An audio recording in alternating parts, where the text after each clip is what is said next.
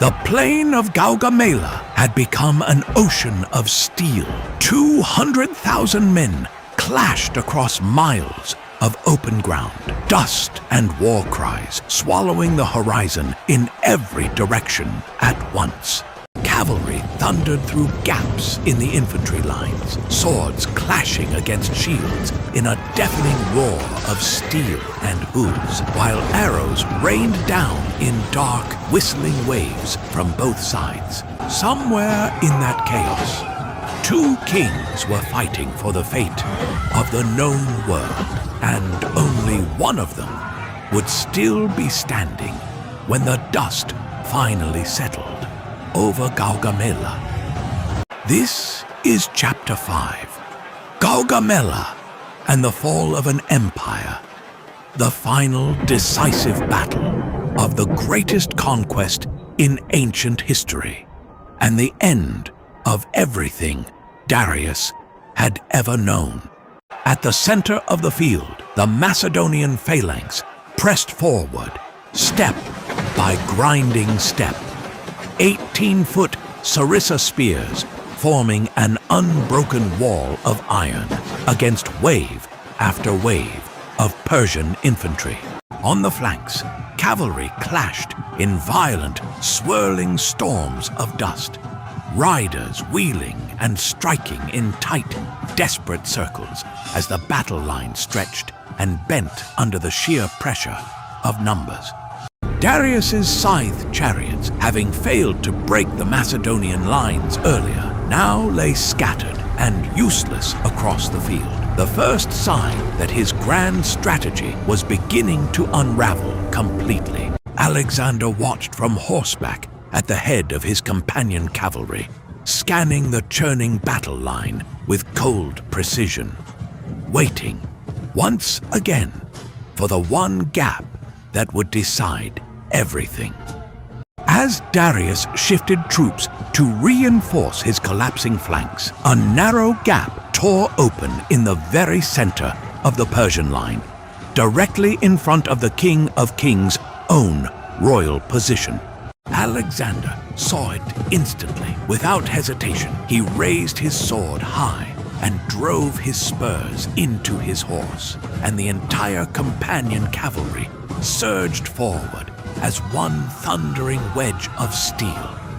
The cavalry wedge smashed directly into the gap, Macedonian lances shattering shields and driving hard through Persian ranks, carving a path of pure momentum straight toward Darius's own royal guard.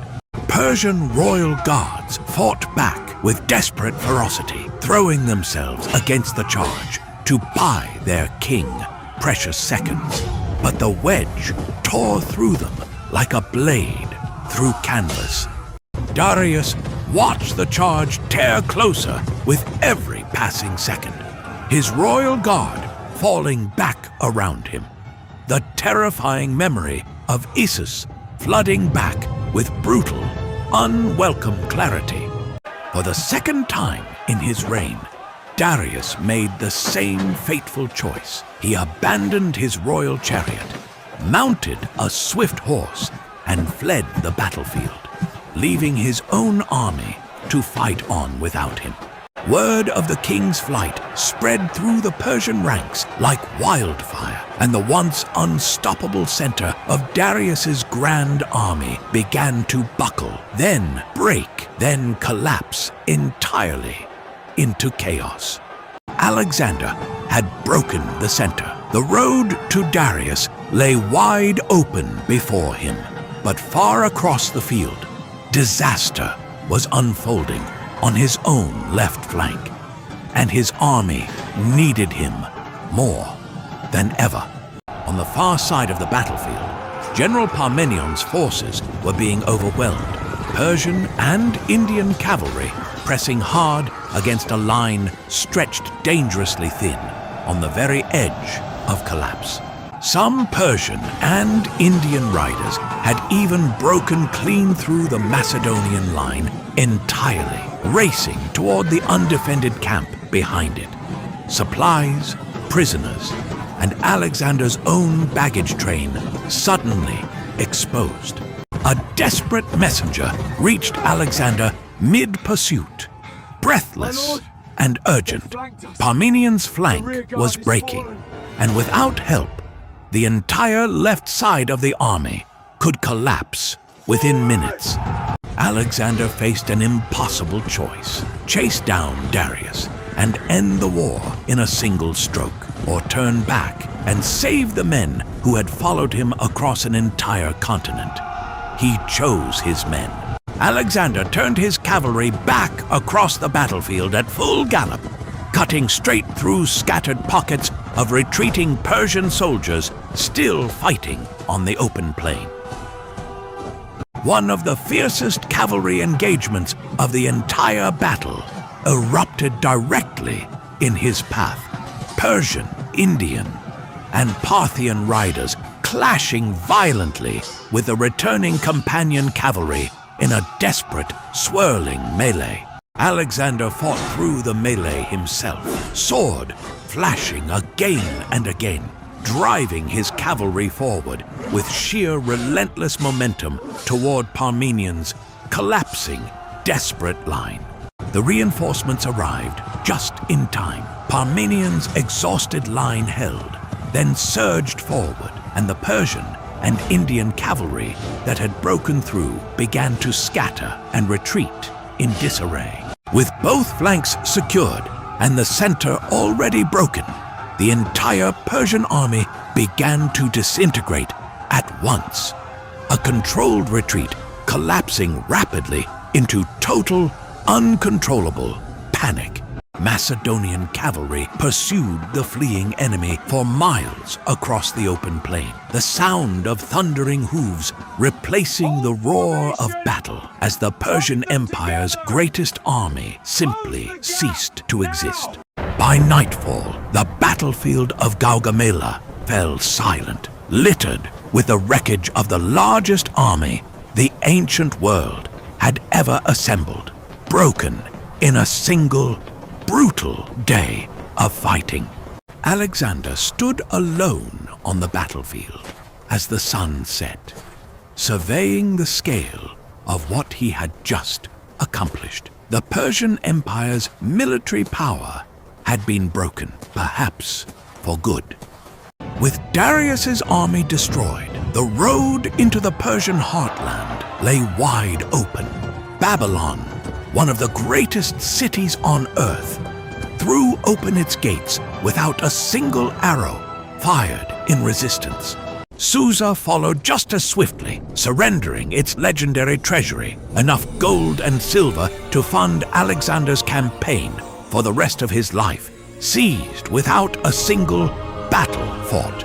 Persepolis, the ceremonial heart of the Persian Empire, fell next, and there, in a moment, still debated by historians today, Alexander's men burned the magnificent royal palace to the ground. Whether it was calculated revenge for the burning of Athens a century and a half earlier, or a drunken accident that spiraled out of control, the symbolism was unmistakable. Persia's old world had ended. Darius, humiliated and nearly abandoned, fled deeper into the eastern provinces of his own crumbling empire, pursued relentlessly by Alexander, who refused to let the war end unfinished. His own satrap, Bessus, seeing the war as already lost, turned against his king entirely, arresting Darius in chains, hoping to buy his own survival by handing the King of Kings over to Alexander. When Alexander's cavalry finally closed in, Bessus panicked, and rather than surrender his prisoner, he fatally stabbed Darius and abandoned him, fleeing into the mountains alone. Alexander found Darius moments too late.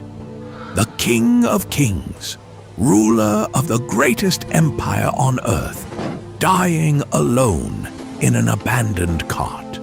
Alexander covered him with his own cloak and wept. Alexander ordered Darius buried with full royal honors beside his ancestors in Persepolis, a final respectful gesture toward the rival who had defined the entire war. With Darius dead and no rival left to challenge him, Alexander was declared King of Asia, ruler of the very empire he had set out to conquer 3 years earlier as an untested 22-year-old. The Persian Empire, the largest and most powerful the world had ever known, had fallen in barely 3 years, not to superior numbers, but to speed, audacity, and a young king who refused to accept the word impossible. Alexander's war with Persia was over, but his story and his conquests were only just beginning as he turned his eyes even further east, toward lands no Greek army had ever seen before.